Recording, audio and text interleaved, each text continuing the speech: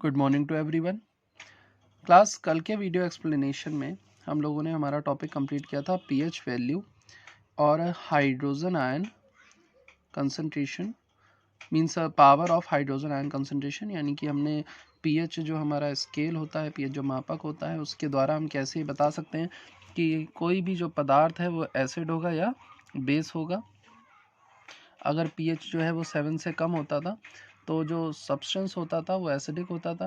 PH की value अगर 7 से ज़्यादा आती थी तो सब्सटेंस बेसिक होता था, और पीएच की वैल्यू अगर 7 आती थी तो पीएच जो है न्यूट्रल होता था।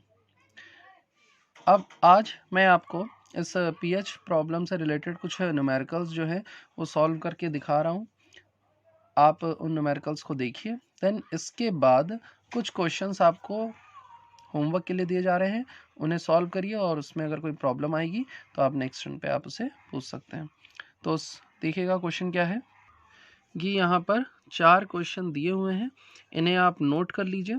इसमें से मैं आपको 2 क्वेश्चंस करके दिखाऊंगा, एक क्वेश्चन ये वाला और एक क्वेश्चन ये वाला, एंड बचे हुए दोनों क्वेश्चंस वो आपको करने हैं कॉपी में। एंड देन इसके बाद इसी तरह से यहाँ पर आप देखिए, ये जो पीएच यहाँ पर कैलकुलेट करना है, ये सारे एसिड लिखे हुए हैं हमारे, HCl, H2SO4 और HCl, ये सब हमारे एसिड हैं, बस सब में जो कंसंट्रेशन दी है वो अलग अलग दी हुई है। तो ध्यान से देखिएगा कि किस तरह से आपको पीएच फाइंड करके बताना होता है कि हाँ ये सब्सटेंस एसिडिक है, मतलब एसिडिक, क्योंकि अब ये सारे तो एसिड हैं तो एसिडिक ही होंगे। बट अगर ऐसा कोई अननोन सब्सटेंस दिया होता है और उसमें कंसंट्रेशन दी होती तो कैसे आप फाइंड करके बता सकते हैं कि ये सब्सटेंस एसिडिक है या बेसिक है। तो यहाँ पर देखिएगा, सबसे पहले मैं पहला क्वेश्चन पिक कर रहा हूँ, दैट इज 10⁻³ MHCl। ये जो M लिखा हुआ है इसका मतलब होता है 1 मोल कंसंट्रेशन। ये मोलर कंसंट्रेशन दी है कि जो यहाँ पर मोलैरिटी है इस HCl की, मोलरता जो है वो कितनी है, 10⁻³ है। 10⁻³ का मतलब 0.0001 होता है। अब अगर हम 10⁻³ कंसंट्रेशन वाला HCl लेते हैं और इसको डिसोसिएट करते हैं, इसको विघटित करते हैं इसके आयनों में, तो देखिए मोल बिफोर डिसोसिएशन, जब डिसोसिएशन नहीं हुआ तो HCl के मोल कितने थे, यानी विघटन जब नहीं हुआ है तो HCl के मोल कितने, 10⁻³ H के कितने 0, Cl के कितने 0, क्योंकि HCl किस में ब्रेक होगा, H प्लस और Cl माइनस में। बट जब डिसोसिएशन हो जाएगा, HCl कम्प्लीटली डिसोसिएट हो जाएगा तो इसके कितने मोल बचेंगे, 0, और हमें यहाँ पर 10⁻³ H प्लस मिल जाएंगे और 10⁻³ Cl माइनस, क्योंकि जो HCl है वो इन्हीं दोनों से मिलकर के बना होगा। तो जब ये ब्रेक होगा तो H प्लस और Cl माइनस में ब्रेक हुआ। तो इस सॉल्यूशन में जब हमने वाटर डाला तो इस सॉल्यूशन में 10⁻³ H प्लस आयन हमें मिले, और हमें यहाँ पर क्या फाइंड करना है, पीएच। और एक्चुअली में पीएच क्या होता है, पीएच का मतलब ही होता है power of hydrogen ion concentration. अब पीएच की वैल्यू हम सबको पता है क्या है, -log of H plus ion concentration. तो यहाँ पर देखिएगा, यहाँ पर H plus ion concentration note कर ली, पीएच का फॉर्मूला नोट कर लिया, -log of H plus ion concentration. कल के एक्सप्लेनेशन में आपको यहाँ पर लॉग को सॉल्व करना बताया गया था। लॉग में 10⁻³ है तो जो पावर है वो आगे मल्टीप्लाई में आ जाएगी, तो हो जाएगा -3 log 10। देन इसके बाद जब हम यहाँ पर ये माइनस, जो फॉर्मूले वाला माइनस था और जो पावर वाला माइनस है, ये दोनों जो आपस में मल्टीप्लाई होंगे तो माइनस माइनस क्या हो गया, प्लस का 3 हो गया। एंड log 10 की जो वैल्यू है कल मैंने बताया था कितनी होती है, 1 होती है। तो 3 log 10 का मतलब हो जाएगा 3 × 1। तो यहाँ पर pH कितना आ गया, 3। बताइए pH यहाँ पर क्या है, 7 से कम है, ये सब्सटेंस क्या एसिडिक है। तो और जो HCl होता है वो वैसे भी क्या होता है, एक एसिड होता है। तो इस 10⁻³ MHCl का जो pH आया है वो कितना आया है, 3 आया है। अब इसी तरह से मैं इसका डी पार्ट करता हूँ जिसमें 10⁻8 MHCl लिए हुए हैं। तो देखिए यहाँ पर हमने 10⁻8 MHCl ले लिए, जब डिसोसिएशन नहीं हुआ, विघटन नहीं हुआ, तो दोनों के 0 0 यहाँ पर मोल बने हुए हैं। आफ्टर डिसोसिएशन, जब डिसोसिएशन हो जाएगा, जब विघटन हो जाएगा, तो HCl यहाँ पर कितना बचेगा, 0, और H प्लस आयन कितने बने, 10⁻8, Cl माइनस कितने बने, 10⁻8। तो उस कंडीशन से हमें H प्लस आयन की कंसनट्रेशन कितनी मिल गई, 10⁻⁸। अभी जो प्रोसीडर मैंने आपको करके दिखाया था उसके अकॉर्डिंग आप जब फॉर्मूले में यहाँ पर minus log H plus ion में 10⁻⁸ रखेंगे तो जो -8 है वो आगे मल्टीप्लाई होगा, माइनस माइनस प्लस होकर के कितना आ जाएगा 8 log 10, और log 10 की वैल्यू 1 होती है, तो इसके अकॉर्डिंग pH कितना आ गया, 8 आ गया। सॉल्यूशन क्या, हमारा सब्सटेंस क्या था, HCl था। HCl क्या होता है, एसिड होता है। अगर ये एसिड है तो इसका pH कितना आना चाहिए, 7 से कम, बट यहाँ पर pH कितना आ रहा है, 7 से ज़्यादा। तो इसका मतलब भाई ये बेस तो बन नहीं जाएगा, HCl हाइड्रोक्लोरिक एक एसिड होता है, बेस नहीं बन जाएगा। तो जब भी हमारे किसी एसिड का pH 7 से ज़्यादा आ जाता है या किसी बेस का जो pH है वो 7 से कम आ जाता है, तो इसका मतलब है कि वहाँ पर जो आंसर आया है वो करेक्ट नहीं है। अब प्रोसीडर तो हमने सही फॉलो किया, तो आंसर करेक्ट आने का मतलब करेक्ट क्यों नहीं आया, इसका मतलब क्या है, देखिएगा ध्यान से। कल मैंने आपको एक बात बताई थी कि कोई भी एसिड या बेस जो है वो अपने जो H प्लस और OH माइनस आयन है वो वाटर में रिलीज करता है। और किस तरह से, जैसे HCl है, HCl को आप क्या करोगे, ऐसे बीकर में एक आपने पानी यहाँ पर लिया होगा, इसमें जब ये HCl डालोगे तो जा करके अपने H प्लस और Cl माइनस आयन्स में ब्रेक होगा। जब यहाँ पर सिर्फ पानी था तो उस कंडीशन में पानी के अंदर सिर्फ H प्लस और OH माइनस आयन रहे होंगे, और इन दोनों की कंसंट्रेशन कितनी रही होगी, 10⁻⁷। बट जैसे हमने इसमें HCl डाला, H प्लस आयन रिलीज हुए, और H प्लस आयन जब रिलीज हुए तो ये वाटर वाले H प्लस और यहाँ एसिड वाले H प्लस, ये दोनों मिल करके इस सॉल्यूशन में H प्लस आयन की कंसंट्रेशन को क्या कर देंगे, बढ़ा देंगे। तो अभी हमने जो क्वेश्चन सॉल्व किया, अगर ऐसे किसी क्वेश्चन में एसिड का pH 7 से ज़्यादा आ जाता है तो इसका मतलब आप समझ जाइएगा कि उस क्वेश्चन में जो वाटर वाले H प्लस आयन हैं वो ऐड नहीं किए गए हैं, जबकि सॉल्यूशन में जो टोटल H प्लस आयन होंगे वो वाटर वाले H प्लस और HCl के H प्लस को मिला करके होंगे। ये दोनों ऐड होकर H प्लस आयन की कंसंट्रेशन को बढ़ा देते हैं, इसीलिए जो सॉल्यूशन होता है वो हमारा क्या हो जाता है, एसिडिक हो जाता है। तो वहाँ पर जो pH 7 से ज़्यादा आ रहा है वो इसीलिए क्योंकि उसमें अभी वाटर के H प्लस आयन मिलाए नहीं गए। मतलब जो 10⁻⁸ है वो 10⁻⁷ से क्या होता है, वो तो कम होती है ना वैल्यू, ये वैल्यू जो है, सॉरी, ये वैल्यू जो होती है 10⁻⁷ से कम होती है, क्योंकि यहाँ पर अगर इसको आप देखें तो 1/10⁸ लिखा है, ये 1/10⁷ लिखा है, तो ये वैल्यू क्या होगी, बड़ी होगी। तो इसका मतलब कि अभी जो H प्लस आयन की कंसंट्रेशन है वो काफ़ी कम है।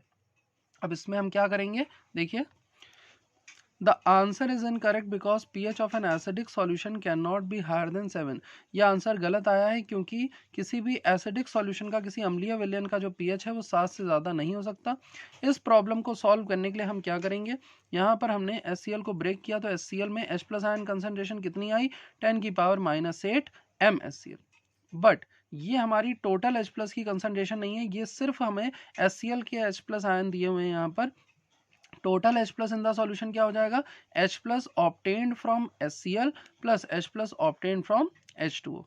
तो H2O यानी वाटर में पहले से कितने H प्लस होते हैं, 10⁻⁷ होते हैं, और जो हमें यहाँ से H प्लस मिल रहे हैं वो कितने हैं, 10⁻⁸। अब इसको सॉल्व करने के लिए ये मत सोचिएगा कि ये 10⁻⁸ है, 10⁻⁷, दोनों ऐड होकर 10⁻⁻15 बन जाएंगे, क्योंकि एक्सपोनेंट्स में ऐड करने का रूल अलग होता है। एक्सपोनेंट में दो एक्सपोनेंट तब तक ऐड नहीं हो सकते जब तक उन दोनों की पावर क्या ना हो, सेम ना हो।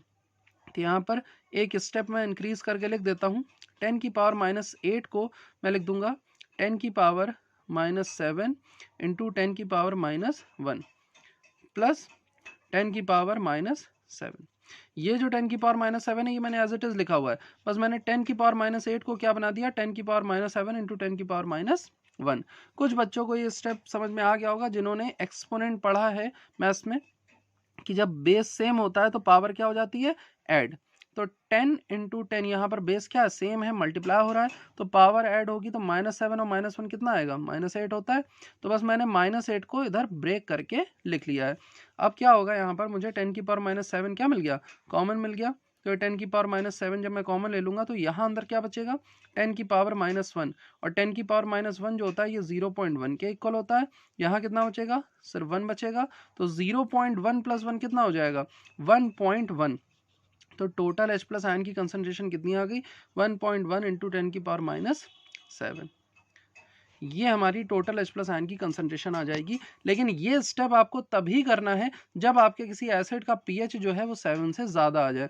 अदरवाइज जो इससे पहले मैंने फर्स्ट क्वेश्चन सॉल्व करवाया था, आपको वही स्टेप जो है रखनी है।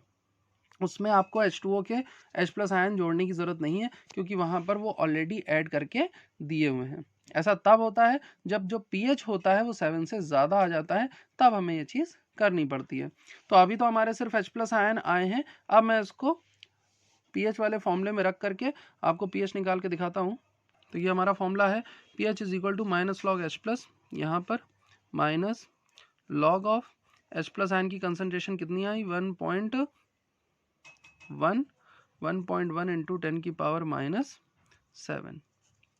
अब यहाँ पर लॉग का एक फॉर्मूला लगेगा, that is log A B. Log A into B जो होता है वो log A plus log B के इक्वल होता है।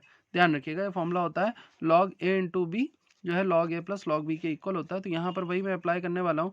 ये लॉग ए इंटू बी लिखा हुआ है, तो मैं इसको लिख लूँगा log A plus log B, और ये माइनस साइन जो है ये मैं अलग रखूँगा। तो यहाँ पर ये आ गया माइनस लॉग ए का मतलब 1.1 प्लस लॉग 10 की पावर -7। तो ये लॉग ए इंटू बी को मैंने क्या लिख दिया, log A plus log B. अब मैं ब्रैकेट ओपन कर दूंगा, तो उस कंडीशन में ये हो जाएगा माइनस लॉग 1.1 और माइनस प्लस माइनस लॉग 10 की पावर -7। अब इसे और इसे हमें जो है सॉल्व करके यहाँ पर रखना है। तो देखिए माइनस लॉग 1.1, तो लॉग 1.1 की जो वैल्यू होती है वो होती है 0.0414, और ये वैल्यू आ जाएगी माइनस में। पीछे लॉग टेबल में वैल्यू दी हुई है, अदरवाइज आप डायरेक्ट इस वैल्यू को याद रखिएगा माइनस। अब देखिए ये -7 है, ये -7 जब आगे आएगा यहाँ पर तो माइनस माइनस क्या हो जाएगा प्लस, तो हो जाएगा +7 log 10, और log 10 की वैल्यू क्या होती है 1 होती है, तो ये हो जाएगा -0.414 प्लस 7। अब 7 में से 0.0414 को जब आप माइनस करेंगे तो आंसर कितना आ जाएगा। तो देखिए इसके लिए यहाँ पर क्या होना चाहिए 2 3 4 0, आगे का स्टेप आपको पता है, तो 6 8 5 9 6.9586। अब हमारा pH कितना आ गया 6.9586। अब ये जो pH है ये क्या है 7 से लेस है, तो अब ये सही pH आ गया हमारा। सॉल्यूशन क्या हो जाएगा एसिडिक हो जाएगा। तो जब हमारे pH की वैल्यू जो है किसी एसिड के लिए 7 से ज़्यादा आ जाए तो आपको यही स्टेप फॉलो करना होगा। अब चलिए निकालते हैं एक बेस का pH। तो बेस में भी आपको ये 4 क्वेश्चन दिए हुए हैं यहाँ पर, इन चारों क्वेश्चंस को नोट कर लीजिए और इनको प्रैक्टिस करिए। अगर कुछ नहीं आता, कोई क्वेश्चन नहीं आता है तो आप पूछेंगे, मैं आपको यहाँ पर एक क्वेश्चन यहाँ पर करके दिखाऊंगा। देखिए थोड़ा सा ध्यान दीजिएगा, ये हमारा बेस है। बेस जो होता है वो OH माइनस आयन रिलीज करता है, बट हमें क्या फाइंड करना है, हमें pH फाइंड करना है। कल यही चीज़ मैंने आपको समझाई थी कि हमें चाहे एसिड हो चाहे बेस हो, हमें निकालना pH ही होता है। बस बेस के केस में जो फॉर्मूला लगाते हैं वो POH का लगाते हैं, एंड देन 14 से उसको माइनस करके हम pH फाइंड कर लेते हैं। तो क्वेश्चन स्टार्ट किया हमने, NaOH लिया, Na को ब्रेक किया Na प्लस और OH माइनस में। तो जब डिसोसिएशन नहीं हुआ था, जब विघटन नहीं हुआ था, तो हमने NaOH कितने लिए थे 10 की पावर -4।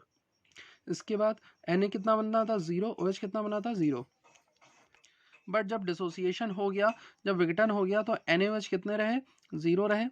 Na प्लस कितना होगा 10 की पावर -4, OH 10 की पावर -4 है।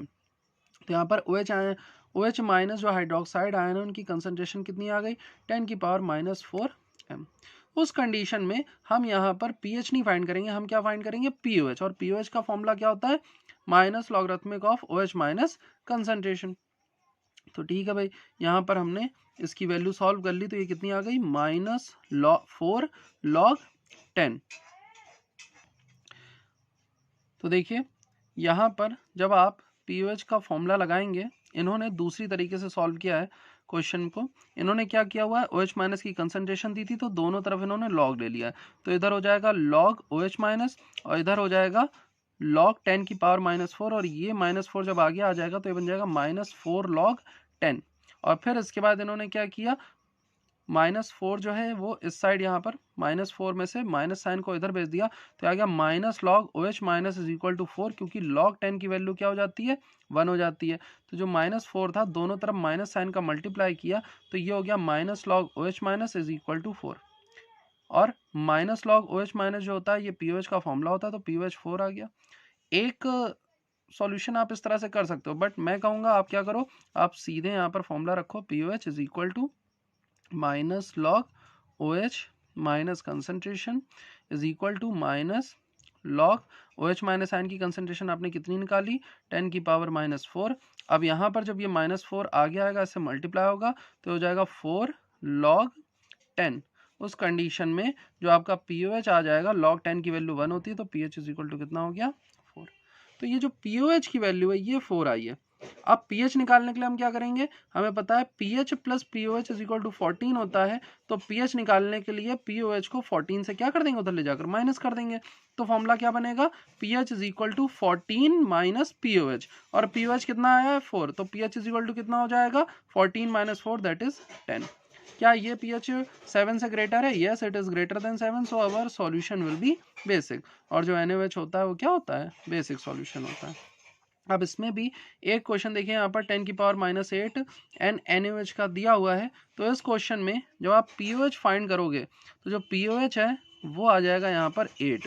तो POH नहीं निकालना होगा आपको, ये मत खुश हो जाइएगा कि सॉल्यूशन सही आ गया ना, आपको pH निकालना होगा। जब आप pH निकालोगे तो इस क्वेश्चन में जो pH आएगा वो 6 आ जाएगा, जो कि 7 से कम है, तो 7 से ज़्यादा आना चाहिए। तो आप आई थिंक समझ गए होंगे। अभी हम लोग एक क्वेश्चन ऐसा करके आ रहे हैं जिसमें एसिड का जो pH था वो 7 से ज़्यादा आ गया था, तो फिर हमने उसमें वाटर के H+ आयन ऐड करे थे।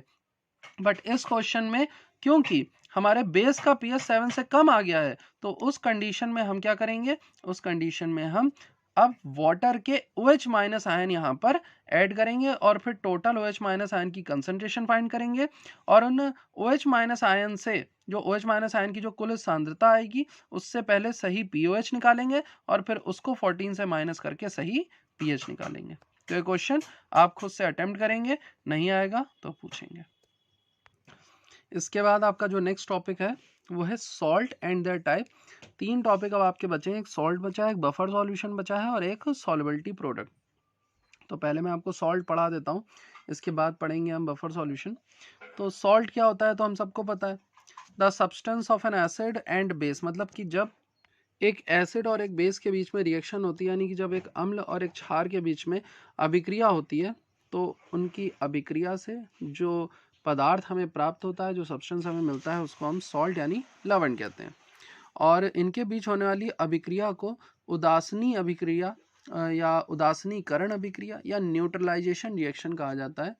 इसका रीज़न अगर नहीं पता है तो मैं बता देता हूँ आपको।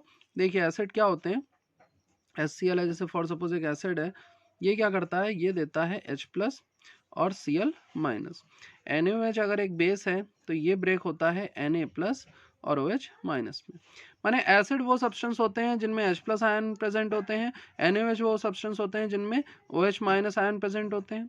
लेकिन जब ये दोनों आपस में रिएक्शन करते हैं तो इनके एसिड का जो H+ है वो बेस के OH- के साथ रिएक्शन करके यहाँ क्या बना लेता है, H2O बना लेता है, और ये जो Cl- और Na है ये NaCl बना लेंगे। तो हमारा ये जो एसिड और बेस के बीच का जो रिएक्शन हुआ उसमें जो सॉल्यूशन मिल रहा है, जो हमें विलयन मिल रहा है, अब क्या इस विलयन में H+ या OH- आयन है, नहीं है, क्या बन गया, वाटर बन गया। H+ और OH- ने मिलकर के दोनों ने वाटर बना लिया, तो अब जो हमारा सॉल्यूशन है वो ना तो एसिड रहा ना बेस रहा, वो क्या है, न्यूट्रल हो गया। तो इसीलिए इस रिएक्शन को न्यूट्रलाइजेशन रिएक्शन कहा जाता है कि when in any reaction N acid and base react with each other and their properties of acidic or basic character ends or neutralize each other, the reaction is called neutralization reaction। Hindi में ऐसे कहेंगे कि जब एक अम्ल व क्षार आपस में अभिक्रिया करते हैं तो अम्ल व क्षार एक दूसरे की अम्लता व क्षारीयता को उदासीन कर देते हैं और जल तथा लवण बना लेते हैं। उस अभिक्रिया को उदासीनीकरण अभिक्रिया कहा जाता है। बट ये कहानी यही नहीं रुकती है, क्योंकि हमने पढ़ा था हमारे ये जो सब्सटेंस होते हैं, केमिकल सब्सटेंस, ये 2 तरह के होते हैं, एक स्ट्रॉन्ग और एक वीक। कुछ एसिड जो होंगे वो स्ट्रांग होंगे, कुछ एसिड जो होंगे वीक होंगे, वहीं पर कुछ बेस जो होंगे वो स्ट्रांग होंगे और कुछ बेस जो होंगे वो वीक होंगे। तो इसी के अकॉर्डिंग जब एक स्ट्रांग एसिड और एक स्ट्रांग बेस मिलते हैं, एक स्ट्रांग एसिड और वीक बेस मिलते हैं, या एक स्ट्रांग बेस और वीक एसिड मिलते हैं, तो क्या कंडीशन होती है, क्या किस तरह का सॉल्ट बनता है, ये हम लोग कल के वीडियो एक्सप्लेनेशन में समझेंगे। Okay class, thank you.